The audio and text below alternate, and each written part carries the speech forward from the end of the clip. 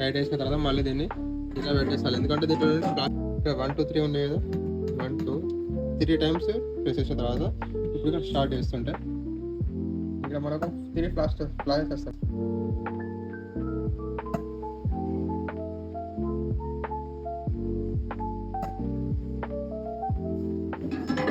Okay, మన ఇక్కడ flashes అని అయిపోయింది, స్టాంప్ అని రెడీ అయిపోయింది. ఇది ఆపేసేస్తున్నాం. దీన్ని కూడా తీసేసిన తర్వాత డైరెక్ట్ మనం ఇది దీంట్లో ఇంక్ వేసుకొని డైరెక్ట్ మనం యూజ్ చేసుకోవచ్చు.